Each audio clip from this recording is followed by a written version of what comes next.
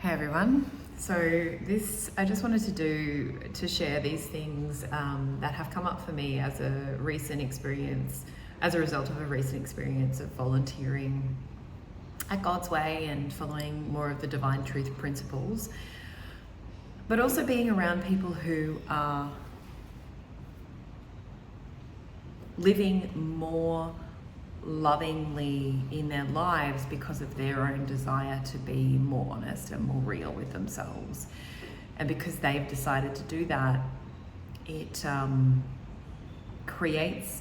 has created a beautiful environment to be able to experience that for myself and to see where I'm not doing that and why I'm not doing that. So I would really like to just share some of the things that I've noticed have come up that I don't think I've shared on the videos that I have done.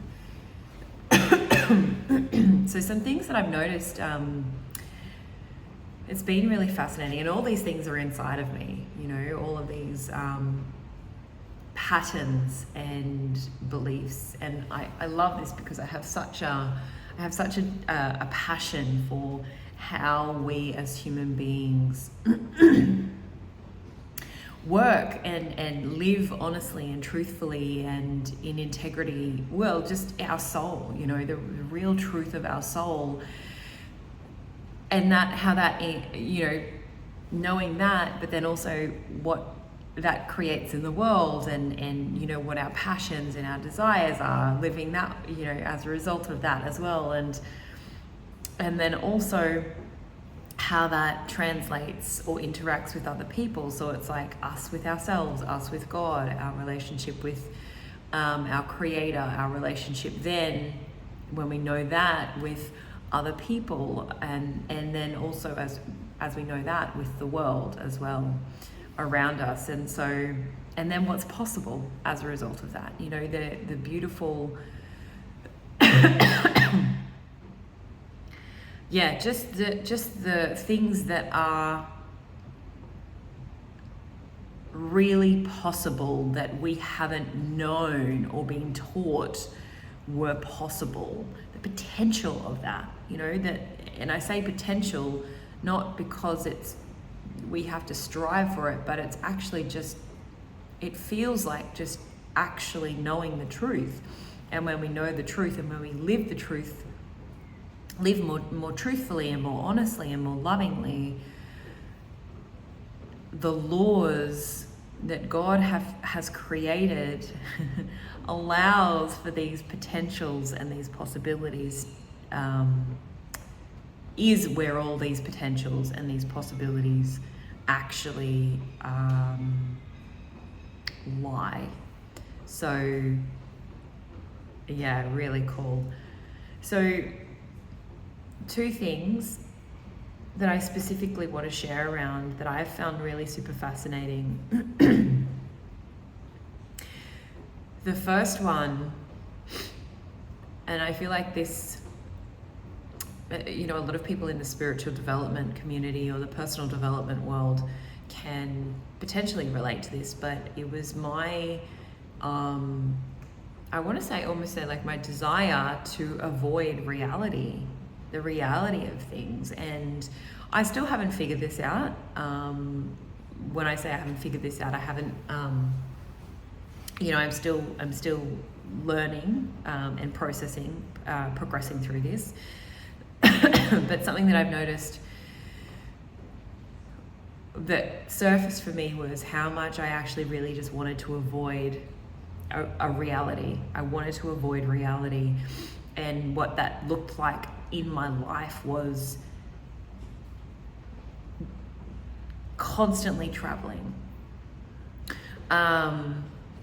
always sort of having new things and creating new things, being a creative, which I think can be code for actually I just want to avoid my feelings and avoid the reality of my situation, of what's really going on.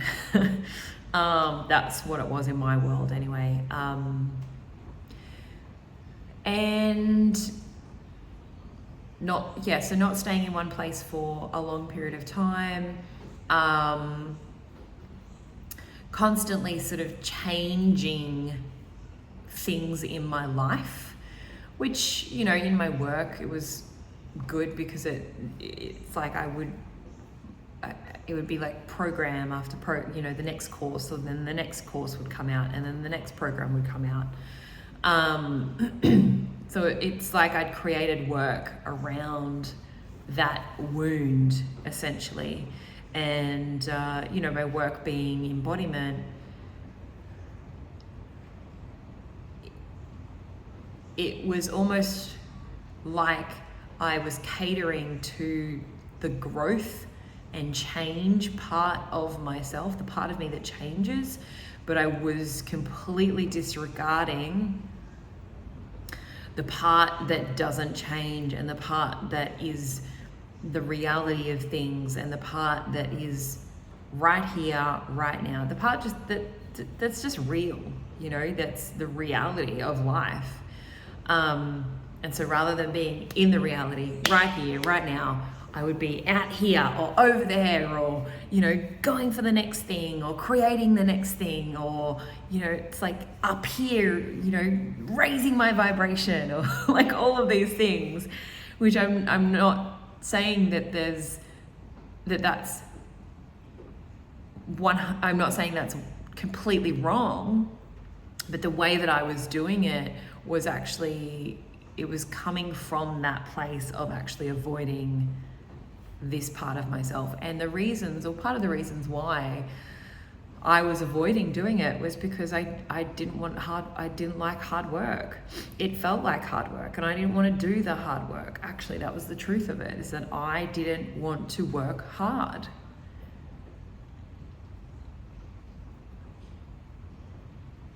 Because there was a lot of grief in that.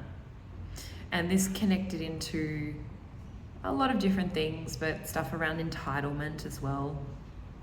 You know, so I'm just continuing from my last video, which I got cut off.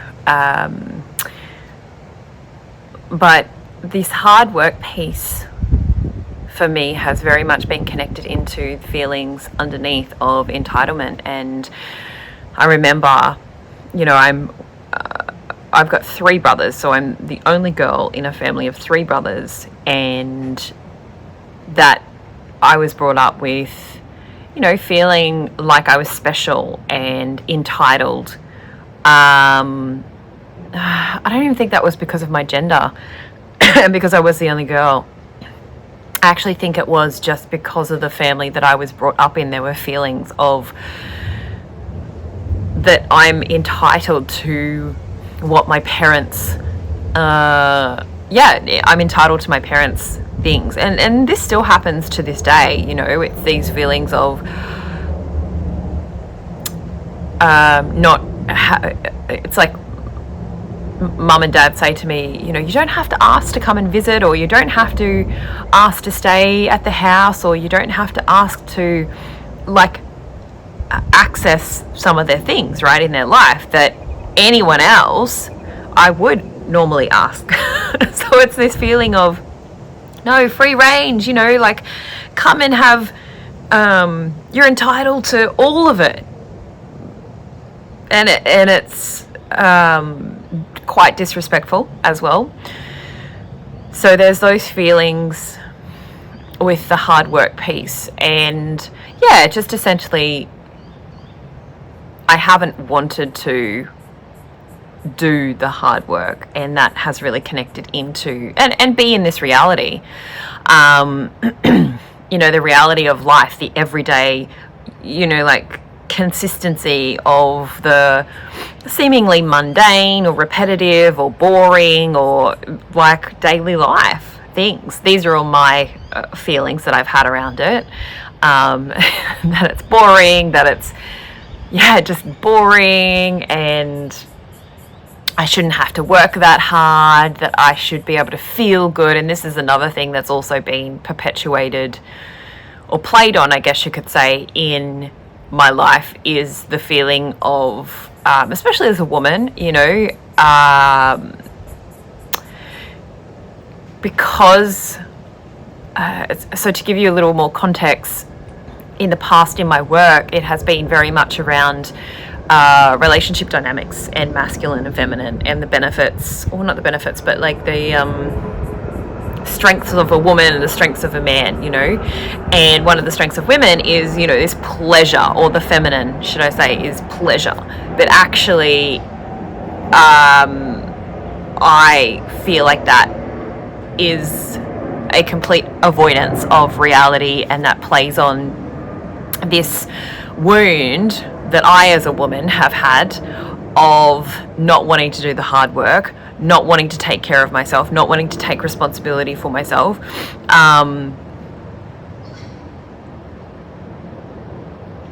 Someone should have to do it for me. Yeah, like having this entitlement thing, you know, having everything done for me. And I feel like, you know, we see this in the world of, yeah, I've just had, my mum has done a lot for me. That's probably been one of the biggest things, is that my mum would do a lot for me in terms of my washing. You know, growing up, she would do all of the self-responsibility things for me. Washing, cleaning, cooking, like making my bed. Not necessarily when I was younger, but even when I would go visit her as an an early adult, she would, you know, do all those things, and she would make sure that, yeah, like I don't think I ever really had to make my lunch when I was growing up. I think it was, I don't specifically remember. I think they tried to bring it in of making lunches and washing up and all of that, but we as kids, I think, just kicked up so much of a stink that like put up so much rebuttal that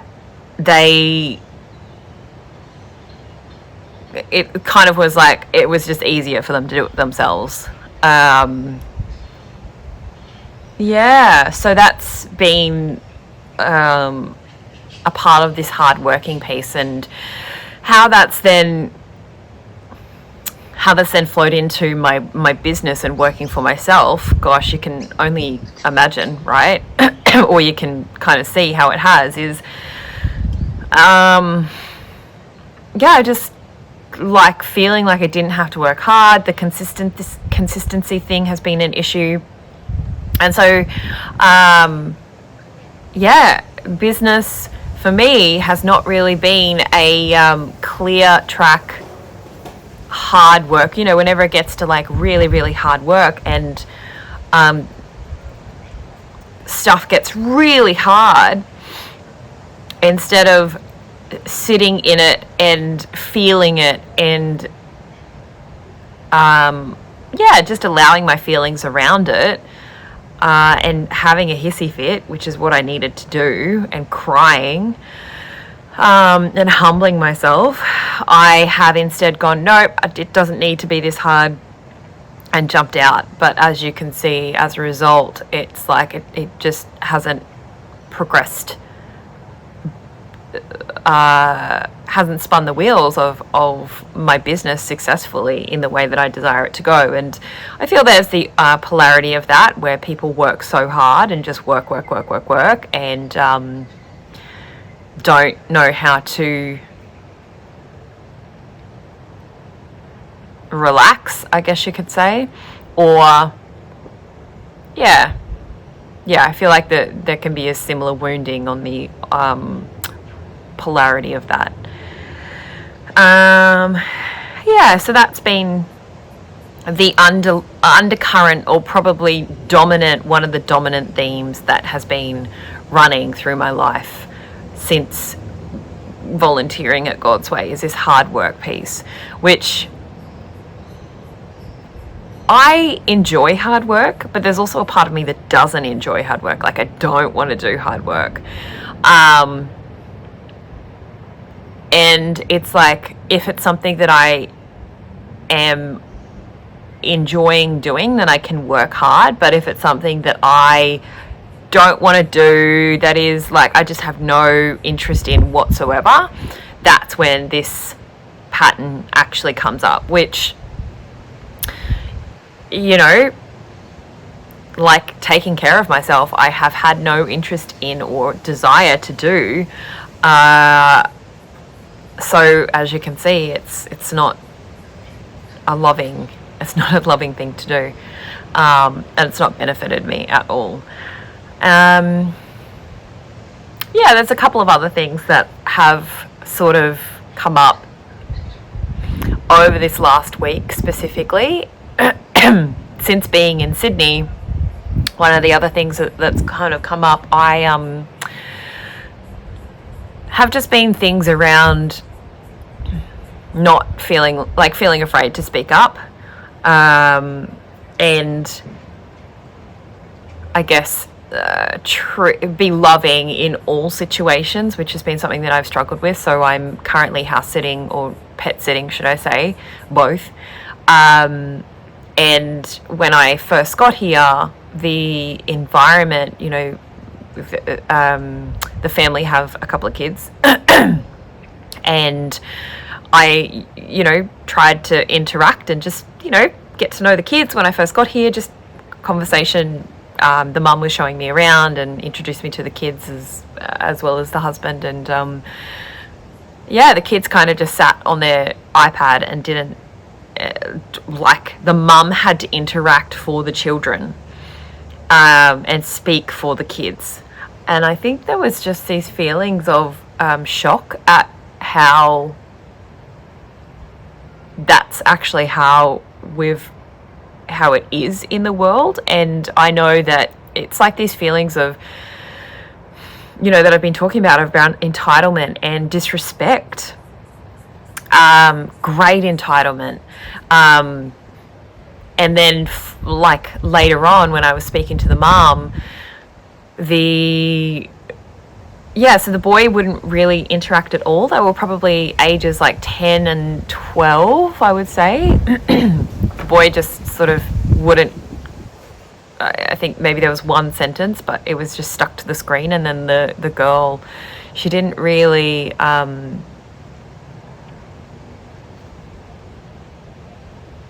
it's like they didn't know how to engage or want to. Anyway, later on when I was speaking to the mum, she was trying to tell me, you know, some things that I needed to do with being there, and the girl in the background just kept yelling, demanding her attention, demanding that she talk to her, whilst her mum was clearly speaking to me and having a conversation with me. And yeah, this girl was just demanding her attention and demanding that she stop the conversation with me and talk to her. It's like what she needed to say, which wasn't important, could have waited till after the conversation, couldn't wait till after the conversation. That was almost her feelings of, you need to listen to me, I run the show, and I get to do whatever I want, pretty much. That was kind of her feeling. And I felt like saying in that moment how how unloving it was that was actually happening, that she was doing that, and not just unloving to me, but unloving to her mum as well. That it was just really, really unloving, and obviously this is how she's been taught as well. But I didn't feel like I could say that, and this is something one of the Sorsha, one of the women at Godsway, has said to me. She's got a little son, Elias, that comes along to the volunteer days.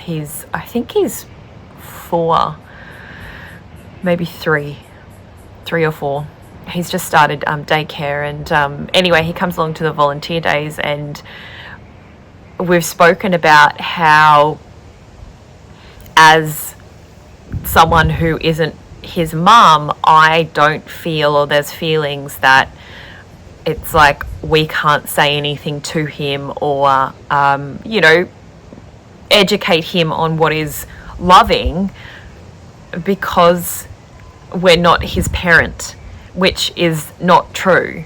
And she really encourages that we do, because it it helps. It all helps, right? It's like, it also helps her as well. Like it's just all really loving. And so just noticing how that has been something that I haven't felt like I could do, that I didn't feel like I could do.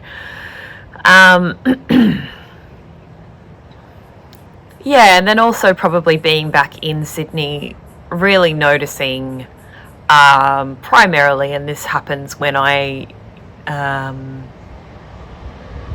it's almost like I have this, I feel like I have, because I'm learning to make choices that are more loving for myself, when I make choices that and also recognizing my intention behind the choices that I do make that end up being or feeling unloving to me.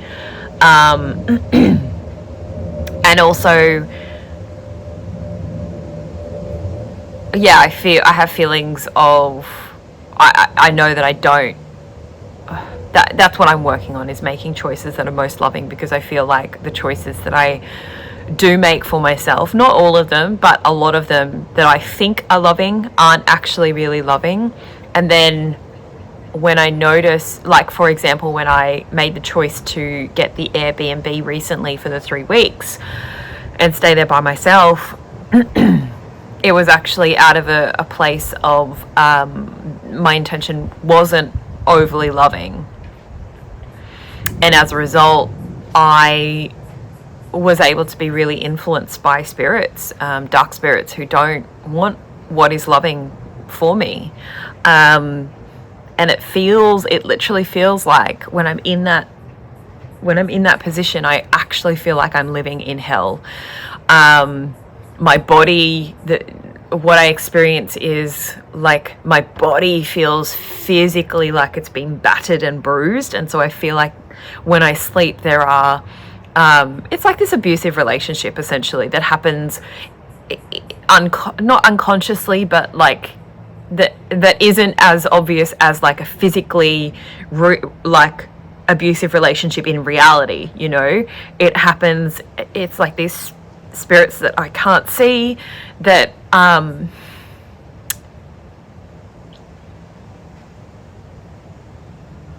that I choose to stay in this relationship with, who just don't want to love me. They're not loving towards me. And but I obviously want the relationship still as well. And I'm working on why I still want that relationship with them. And I feel like it's, got reasons to do with feeling just a lot of fear, and that's what I deserve. Feeling afraid of, what the opposite reality looks like. So I experience things like my body starts to really hurt when I'm at nighttime primarily, and this has been happening here as well. In the house, what I experienced there was like I kept thinking that I was seeing someone, or that I was seeing, I'd turn around and it's like I just, like someone was there in the house, and I didn't want to acknowledge it at the time because I just think I didn't want to feel that was actually true, that they were in the house with me. But essentially they try and do things to try and bring up the fear in me, and that's how they actually hook into me,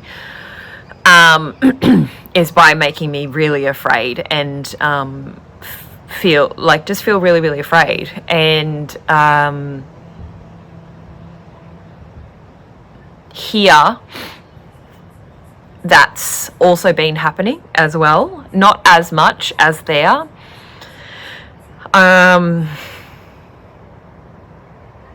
it's been interesting here because I've had a little dog that I'm taking care of, which is a whole nother story, a whole nother thing in itself. If anyone's listened to the talks on Jesus and Mary recently about pets, I highly recommend you listen. It's it's the Canada talks that they do, I think in Nova Scotia, perhaps. Anyway, to give you an example, last night was my second night here, and well, the first night I went to sleep and it's like I can feel them before I go to bed. It's like I can just feel them around me. And I feel like it also connects into feeling lonely as well. So me not fully feeling my loneliness, and how unloved I feel. And I woke up yesterday morning feeling like physically exhausted, battered and bruised, like I hadn't really slept. Just so fatigued. And that's what happens when I know that spirits are with me and just trying to really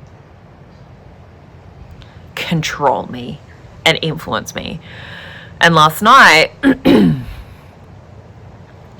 I made a conscious choice there was a part of me, because they tell me stories, watch a movie, or, just switch off so you don't have to think about it. And this is all ways that they keep me in this addiction with them. Pardon me. So instead of watching a movie, I watched Divine Truth and the Divine Truth videos, and I just kept watching them, and they didn't like that. I felt that. And the little dog who is with me kept running inside and out, kept running outside and kept barking at something that was outside. And then when he was inside, it's like he could see them around me and just kept barking at them. And I feel like they were influencing him because that's not normally something that he has done. And then also on top of that, it got to the stage where, and it was great because it made me feel feelings even more, but it got to the stage where, and I know that one of them is a man that's with me, got to the stage where the dog started coming in, he's a male dog, started coming in trying to like hump me. And that hasn't been something that he's done at all. And so I know that it's like they were trying everything they possibly could to just get my attention and get hold of me and distract me. And I just thought it was horrendous, so horrible when they were, and just so unloving when they were influencing this little dog. So I've just been trying to feel my feelings and talk to them as well, because I know it's them that they think they're doing a loving thing. They really think that they are doing what is best for me. And I can even feel now like they don't like me talking about them like that. It's like, how dare you talk about us like that? That's the feelings that I can feel off of them right now. So I'm learning this journey with them, and also trying my best to navigate friendships here as well. And really being able to notice, I think since noticing the spirit influence, I feel like I've really been able to notice spirits that are with other people, other friends here. It's like there's so many spirits here, and I feel like they just switch off. A lot of people feeling their feelings here, even people who think they're feeling their feelings here, which I was one of those people, are not really truly feeling their feelings. I can't say that about all of them, but I feel like that's it's like I feel like they play on the wound of people wanting to be in that denial of feeling their feelings fully and being so totally honest about themselves, with themselves.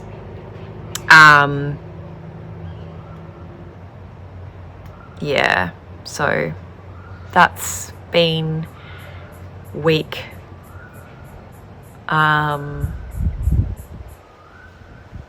that's been my week 8, I think it is. So just trying to keep praying to God and communicating with God, even though I haven't really wanted to communicate with God. I also have had feelings of realizing how much of I feel like it was a sin to come down here, to come back here, and it wasn't the most it wasn't the most loving thing that I could have chosen for myself and for others as well. So there's been a lot of feelings around that also, and not trying to get caught up in, berating myself, but just trying to be really honest with myself around what decisions I'm making. And just seeing really how I've gotten myself into the situations in my life that I have gotten myself into. So,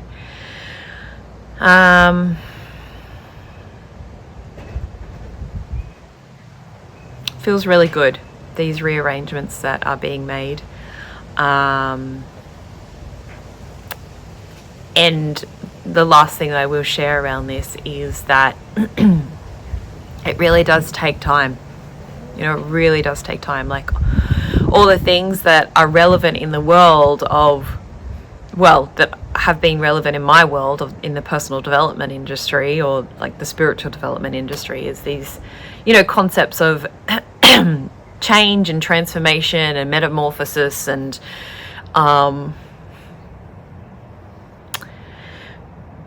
consistency is key to success, and all these concepts that I feel float around in the world, like these inspirational concepts. There is some truth, there is truth to them. There is reality. It is true, and also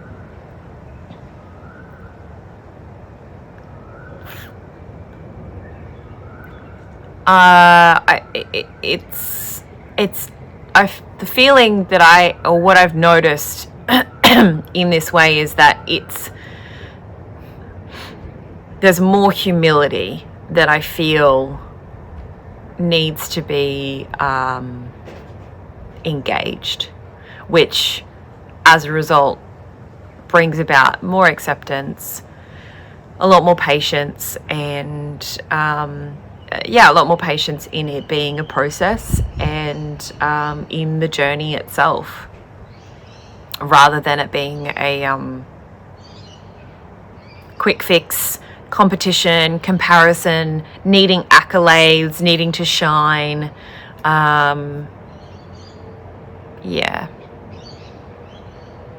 It's a lot more of a humble journey than that. So feels good, feels really good. So all right,